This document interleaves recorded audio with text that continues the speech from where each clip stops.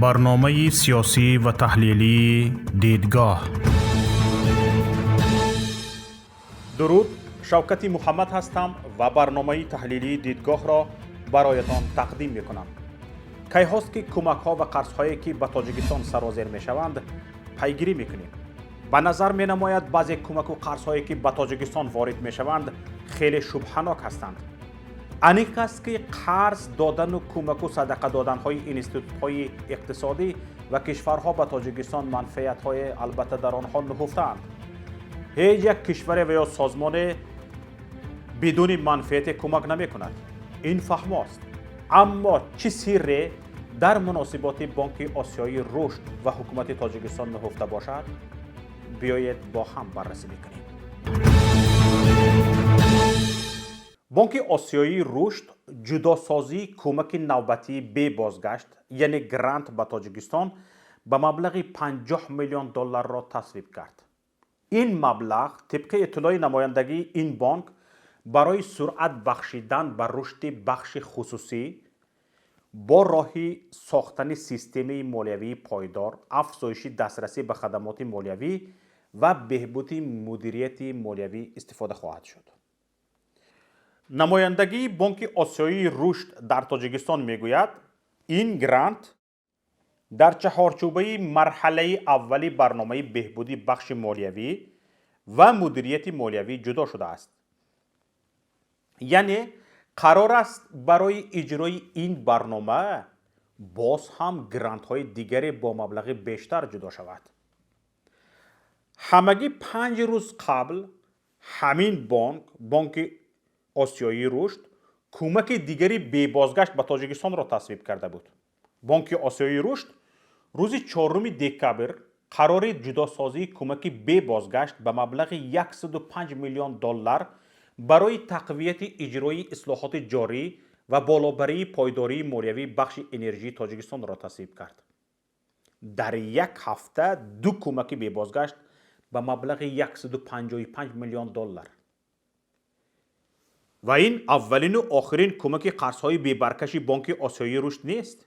این بانک میلیاردها دلار به تاجیکستان کمک کرده است و سال تا سال حجم کمک‌هایش افزایش می‌یابد.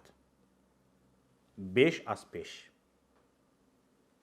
در حاتم تای شدن بانک آسیایی رشد نسبت تاجیکستان چه سری وجود داشته باشد؟ یک جستجوی کوتاه ما نشان داد که تنها در سال جاری در همین سال 2020 بانک آسیایی رشد به تاجیکستان به مبلغ بیش از نیم میلیارد دلار کمک به بازگشت کرده است. باید گفت این جستجوی ما تنها توسط گوگل بود. تنها ما از گوگل جستجو کردیم. آنچه جستجوگر گوگل از خبرهای نشر شده پیدا کرد ما همین ها را گرفتیم. اکنون امکان دارد بعضی از خبرها را جستجوگر نشان نداده است و برخی دیگر از کمک ها شاید رسانه‌ای نشده باشند. خلاصه آنچه ما از کمک های رسانه‌ای شده پیدا کردیم در عموم 672 میلیون دلار را تشکیل می دهد که برابر به 3.1 بودجه تاجیکستان است. این تنها کمک است که تاجیکستان سال جاری از یک بانک گرفته است. از یک بانک آسیایی رشد گرفته است. هرچند باید اعتراف کرد هیچ اینستیتوت مالیوی بین المللی دیگر یا کشورهای کمک رسان به این مقدار، به این حد، حتی 4/1 آن به تاجیکستان کمک نکردند. سبب اصلی جستجوی ما و روآوری ما به کمک های بانک آسیایی رشد هم همین است که چرا این بانک اینقدر تاجیکستان انیقترش حکومت خودکامه آن را دوست می دارد. حالا توجه کنید بر روی خط کمک هایی که این بانک در سال 2020 به تاجیکستان کرده است. مرحمت میخوانم حاضر. بانک آسیایی رشد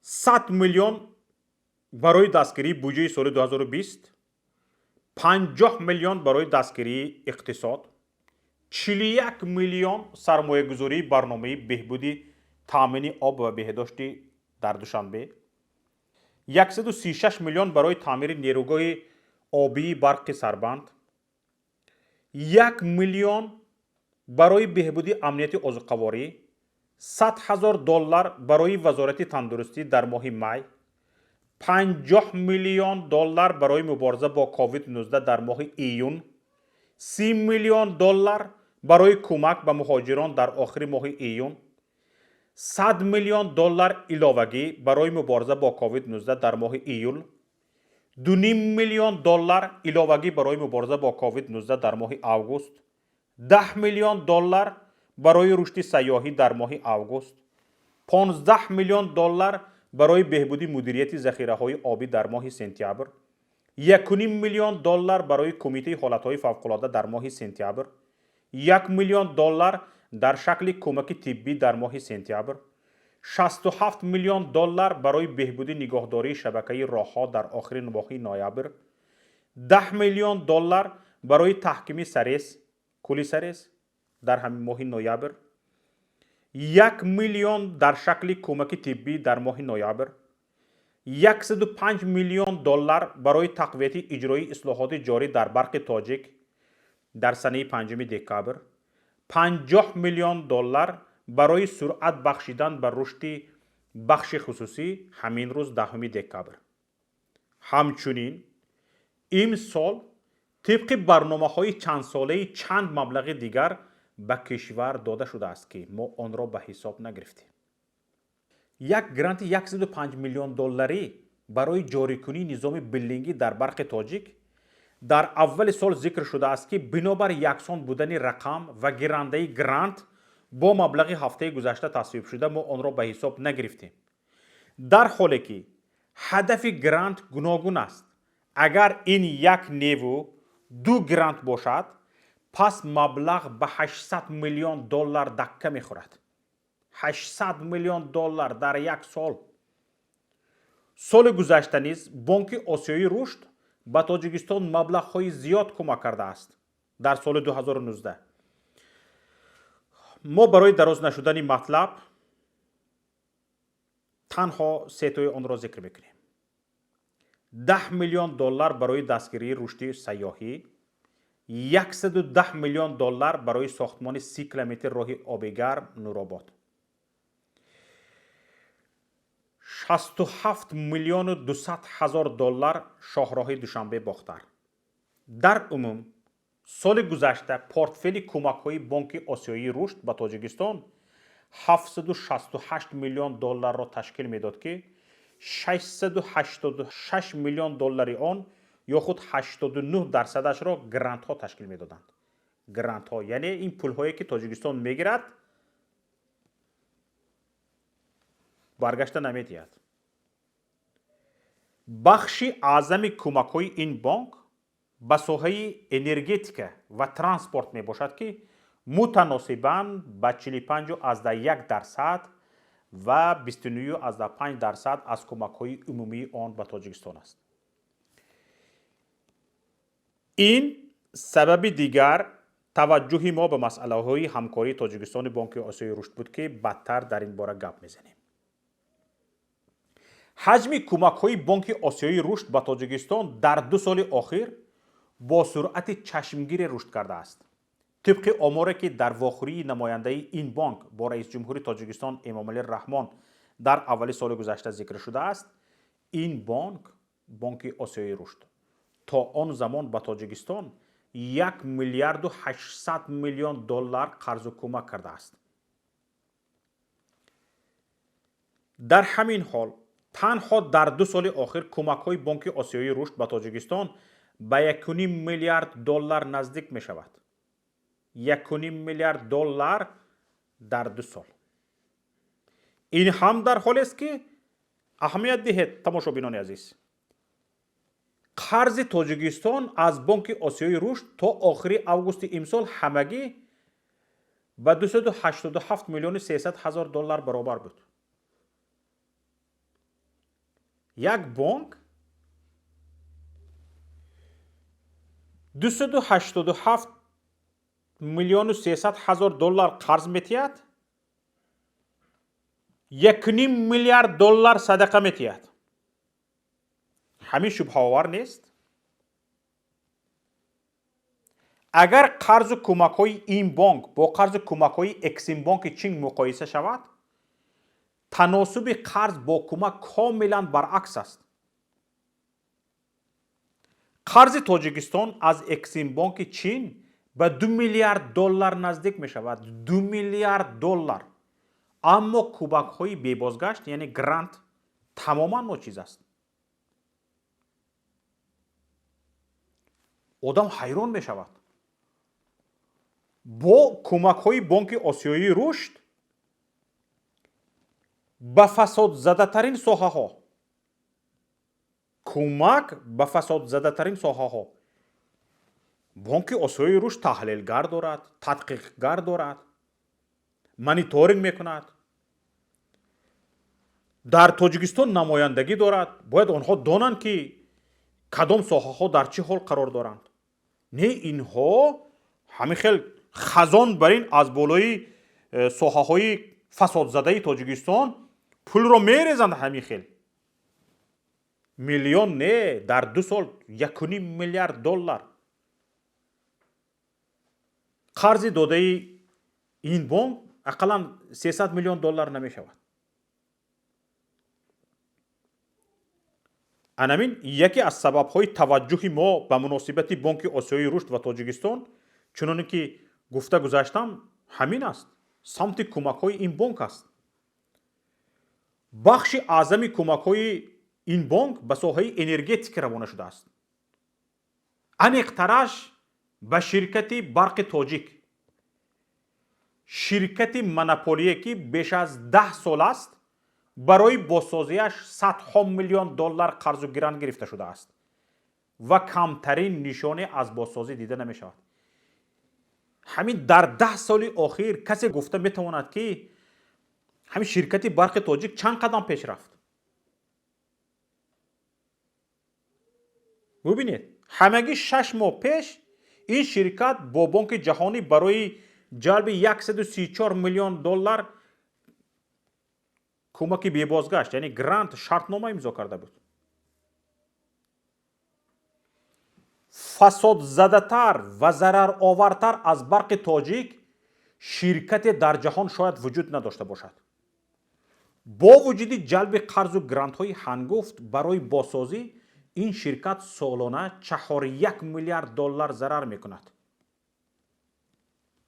дар як сол $250 миллион зарар мекунад. ҳоло қарзи ин ширкат, ширкати барқи тоҷик, аз $3 миллиард гузаштааст. як ширкати тоҷикӣ, ширкат барои он аст ки фоида биёрад ба давлат, ба миллат фоида биёрад. як ширкате ки баробари буҷаи Тоҷикистон, буҷаи яксоли Тоҷикистон қарздор аст, ин ширкат ба мо чӣ дар кор аст? ин ширкатро бояд барҳам дода шавад. бояд ширкатҳои рақобаткунанда ба миён ояд барои тақсими қувваи барқ, барои фурӯши қувваи барқ. тендерҳо эълон шаванд ва касе ки коэффисиенти баланд ба фоидаи давлат, нархи паст ба истифодабарандагон пешниҳод мекунад, бигзор ҳамин ширкат ба мардум хидмат кунад. як ширкати барқи тоҷик не бояд дар Тоҷикистон 8-10 ширкат вуҷуд дошта бошад, 15-20 ширкати фурӯши барқ вуҷуд дошта бошад ки аз истеҳсолгарони барқ бо пешниҳодҳои хуб ҳам ба фоидаи миллат мешудагӣ, ҳам ба фоидаи истеҳсолгарони барқ мешудагӣ пешниҳодҳо доштагӣ бошад. ширкати барқи тоҷик ҳам мардумро сарсон кардааст, ҳам истеҳсолгарони барқро сарсон кардааст. барқро бечора истеҳсолгарон истеҳсол мекунанд. нерӯгоҳи барқи обии Норак, нерӯгоҳи Сангтуда 1, нерӯгоҳи Сангтуда 2, мана нерӯгоҳи Роғун ба қатори инҳо даромад. барқи тоҷик пул наметиҳад. нерӯгоҳи Сангтуда 2, Эрон доду вояш ба фалак баромадааст. чандин бор расонаӣ шуд. аз ин чанд нерӯгоҳи калон дар дасти тоҷикистон на нерӯгоҳи сангтуда як аст. нерӯгоҳи сангтуда як 75% дар дасти русия аст. нерӯгоҳи сангтуда 2 дар дасти эрон аст. ширкати барқи тоҷик қарздор аст. дар ин миён зарарро кӣ мебинад? мардум. ин мавзӯи мо нест, мавзӯи имрӯзаи мо нест. барои мисол гуфта истодам. ҳукумат барои ҷалби қарзу грант дар ҳеҷ соҳае мисли барқи тоҷик кӯшиш намекунад. дар оянда ҳам ният дорад барои бозсозии барқи тоҷик 1 миллиарду 200 миллион доллар қарзу грант дарёфт намояд. ҳоли ният калон, ҳоли 3 миллиард доллар қарздор бо инҳо 1 миллиарду 200 миллион доллари дига қарзу грант кофта гаштаанд. исҳоқ ҳалқам қоқ гуфта. дуздӣ дар ин ширкат низ шояд дар ҷаҳон собиқа надоштагӣ бошад. чӣ хел як ширкате ки барқи тайёрро мегирад, мефурӯшад, дар мобайн қарздор мешавад. вақте ки қарздор шуда истодаӣ, ба миёниш рафта истодаӣ, ту ин ширкат карда чӣ кор мекунӣ? чӣ дар кор аст ҳамин ширкат? кадом аҳмақ доим ба миёниш меравад? 1 сол гуфтаанд, 2 сол гуфтаанд, 3 сол гуфтаанд, 10 соли 15 сол дар миёнис. ҳоло аз соли истиқлолият, дар даврони истиқлолияти Тоҷикистон ширкати барқи тоҷик ба худ наомадааст. ягон бор аз қарз набаромадааст.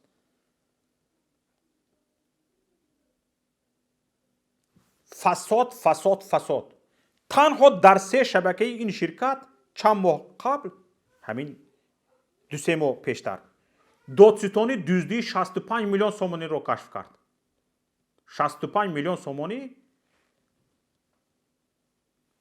чанд моҳ пеш. бо вуҷуди ин ҳама фасоди дуздӣ ва зарарҳои ҳангуфту қарзҳои пардохтанашаванда, Бонки Осиёии Рушд беш аз 45% кӯмакҳои бебозгашти худро ба ин соҳа равона кардааст, ки ҷои тафаккур аст. одам ҳайрон мешавад. ба ҷуз ин, соҳаи дигаре ки Бонки Осиёии Рушд бахши бузурги кӯмакҳои худро ба он ирсол кардааст, яъне 29% соҳаи транспорт, нақлиёт, ки дар мисоли Тоҷикистон асосан сохтмони роҳ мебошад. сохтмони роҳ на танҳо дар Тоҷикистон, дар бештари кишварҳои ҷаҳон асоситарин соҳаи пулшӯӣ маҳсуб мешавад. ҳоло мо Бонки Осиёии Рушдро ба пулшӯӣ муттаҳам кардани нестем, лекин ҷои мулоҳиза ҳаст. тибқи иттилои як мутахассиси вазорати нақлиёти Тоҷикистон, ҳаҷми дуздии маблағ дар ин соҳа дар Тоҷикистон ба беш аз 60% мерасад. 60%. ҳамагӣ 10 сум гирифт, 4 сумашро ба роҳ сарф мекунад, 60 сумашро ба киса мезанад. магар ҳаминро Бонки Осиёии Рушд намедонад? таҳлилгаронаш дар Тоҷикистон чӣ кор мекунанд? намояндагиаш ҳаминро мониторинг карда наметавонанд? метавонанд. ба лаб муҳр задаанд, хомӯшанд, бо пулро мисли хазон резонида истодаанд. ин шубҳаовар нест? бо вуҷуди кӯмакҳои ҳангуфт ба ин ду соҳа, масъалаи энергетика ва транспорт, масъалаи назорати масрафи ин маблағҳо аз ҷониби Бонки Осиёии Рушд ҷиддӣ нест. дар 2 соли охир ки мо онро барои намуна интихоб кардем, танҳо як иқдоми ин бонк дар назорати сармояҳои ирсолкардааш ба Тоҷикистон нашр шудааст. мутахассисони ин бонк ба Тоҷикистон омаданд то масрафи сармояҳо дар пурӯжаҳо ва рафти иҷрои онро назорат кунанд. аммо чӣ шуд? аммо зоҳиран ҳеҷ камбуде дар масрафи ин маблағҳо пайдо нашуд. на касе ба ҷавобгарӣ кашида шуд ва на Бонки Осиёии Рушд камтарин эътирозе ба ҷониби Тоҷикистон дар сарфи садҳо миллион доллар кард.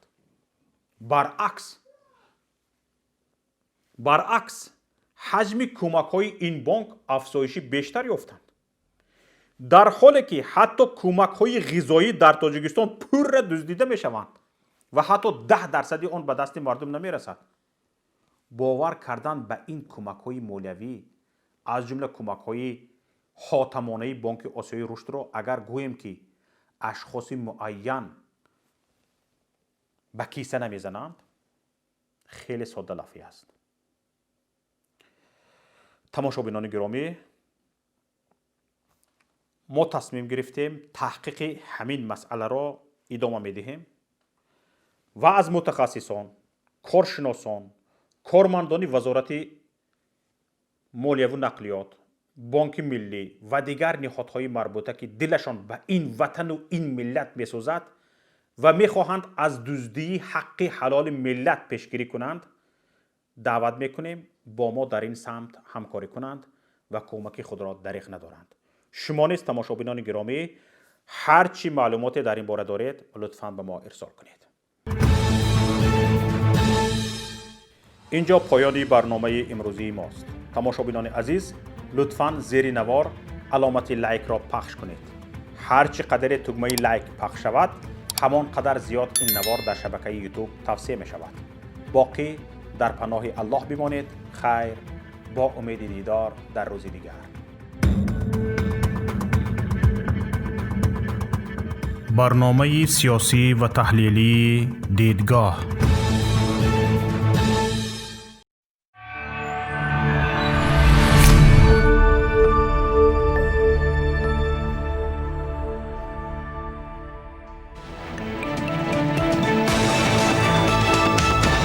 радиои Payom. дар фазои сиёсат садои ҷадид. радиои Payom. илм, фарҳанг, навид. радиои Payom. машварат, баҳс, гуфтушунид. дар тамоми дунё рӯи расонаи интернетии радиопayom.net.